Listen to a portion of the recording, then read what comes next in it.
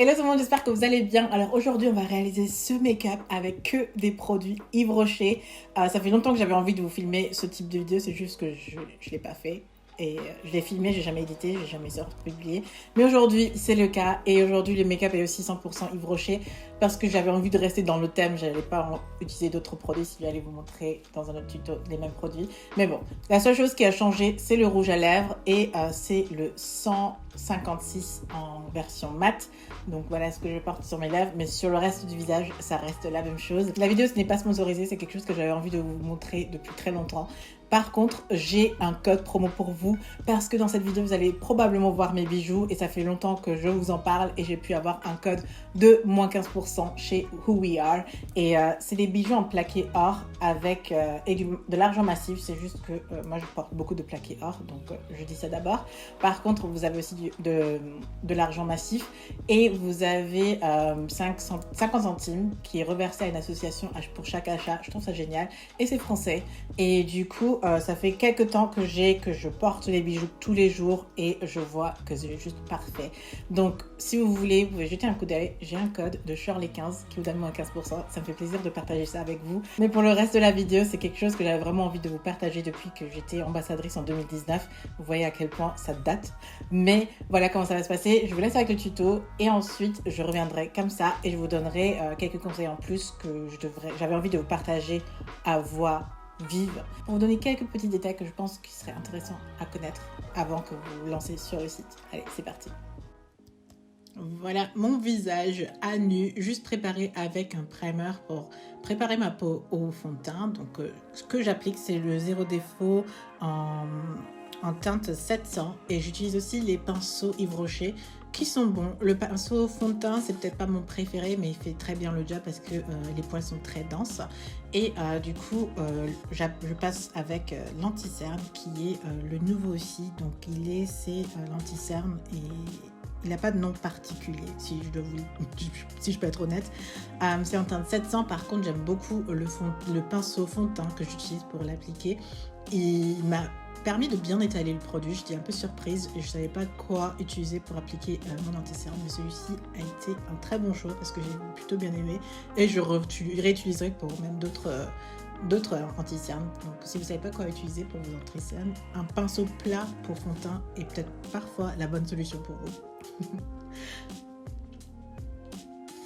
Ensuite, je poudre toujours avec ma poudre. Ça fait des années que j'utilise ma poudre pour fixer mon anti-cerne et c'est un de mes préférés. Généralement, je n'utilise pas les poudres pressées compactes comme celle-ci, mais celui-ci fait le job avec une perfection presque et je l'aime beaucoup. Pour mes sourcils ensuite, j'utilise mes outils de mascara mon mascara sourcil de chez MAC et je passe par-dessus avec le gel de chez Yves Rocher parce que c'est la meilleure solution que j'ai pu trouver pour le moment. Ensuite, ces crayons fards à paupières sont une nouveauté que j'avais reçue et du coup ce jour-là je testais, donc j'utilisais le prune et le violet, non, le prune et le doré pour l'appliquer. J'aime beaucoup l'application, c'était très simple et il faut juste dessiner un peu, étaler avec le doigt et vous avez fini. C'est le genre de maquillage pour les yeux que j'aime parce que c'est facile et vous n'avez pas de problème d'estompage en fait parce que c'est automatiquement joli du moment où vous utilisez vos doigts. Si vous avez quelques soucis comme moi avec le coin interne de l'œil, vous pouvez utiliser bien sûr un pinceau pour estomper, ça marche de la même manière.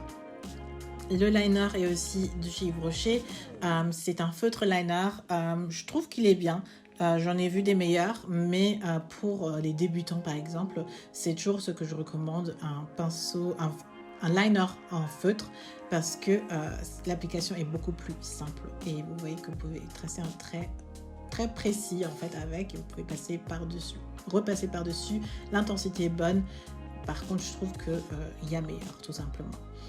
Je corrige toujours mes sourcils avec de l'anti-cerne et là c'était juste pour vous montrer que celui de chez Yves Rocher fonctionne très bien avec. J'aime beaucoup la précision avec le pinceau aussi qu'il y a, la texture est bonne et j'avais aucun souci.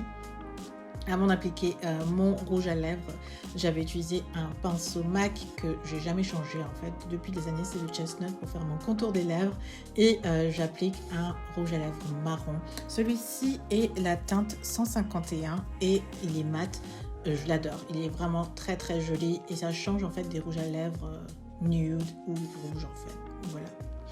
Et pour finir le tout, je poudre et j'ai fini mon look en fait. Donc voilà. Alors première chose que j'avais envie de dire niveau teint, c'est que moi j'utilise mon primer perso. Donc j'ai pas encore de primer chez Yves Rocher que j'aime. Donc en ce moment j'aime beaucoup celui de chez Givenchy parce qu'il illumine vraiment bien le teint et c'est une très bonne base qui fixe bien le maquillage. Là je porte le maquillage pendant 4 heures presque déjà. Et ça tient nickel. Je suis vraiment fan de la tenue avec un bon primer. Donc le fond de teint ensuite est le Zéro de Faux fond de teint peau parfaite 14 heures. Donc c'est un fond de teint longue tenue qui est très bien. La sous-teinte est très chaude. Donc si vous avez une sous-teinte chaude, il n'y a pas beaucoup de variations dans les teintes. Donc voilà, il n'y a pas énormément de choix chez Yves Rocher, mais il y a du choix. Ma peau, je trouve encore une teinte plus foncée que la mienne chez Yves Rocher. Généralement, c'est un indicateur pour me dire, allez, ok, c'est déjà pas mal. Du coup, je pense que si moi je trouve ma teinte, je pense que la majorité des femmes noires peuvent trouver leur teinte. J'espère. Mais en tout cas, c'est déjà un énorme progrès par rapport aux années précédentes. Et ensuite, il y a l'anti-cerne qui est ressorti l'année dernière. Et j'étais très fan parce que, encore une fois, il n'y avait pas énormément de variations, mais suffisamment pour se créer un beau concealer, un bon truc qui va avec le fond de teint. Donc ça, j'étais très, très, très contente. Ensuite, bien sûr, vous connaissez la poudre que j'adore, que j'utilise depuis des années. Je ne m'en passe pas. Et quelque chose, par contre, que j'utilise depuis très longtemps, mais que je n'ai pas montré dans cette vidéo et qui est très important à vous montrer aujourd'hui, est le blush. Donc le blush, ça fait peut-être 3 ans que je l'ai, il se vide pas et je l'utilise vraiment tous les jours ou dès que je peux me maquiller. C'est vraiment un de mes blushs préférés. Si je peux le dire comme ça, c'est un de mes blushs préférés. Et s'il y avait une chose à recommander, ce serait peut-être le blush parce qu'il est parfait. Il est très très bien. Pour mes sourcils, j'ai pas encore de produit parfait pour mes sourcils chez Yves Rocher, donc je reste avec mes produits habituels de chez MAC. Mais le gel à sourcils est parfait pour rééquilibrer un peu les choses, pour si vous avez poudré par-dessus pour retrouver le rehaussement des sourcils naturellement. C'est un très bon mascara ou un gel à sourcils qui est un bon complément en fait à mon duo que j'utilise tous les jours. Donc celui-là, il est vraiment dans ma trousse de maquillage quand j'en ai besoin pour refaire pour redessiner un peu mieux ou pour mieux fixer mes sourcils quand je les maquille.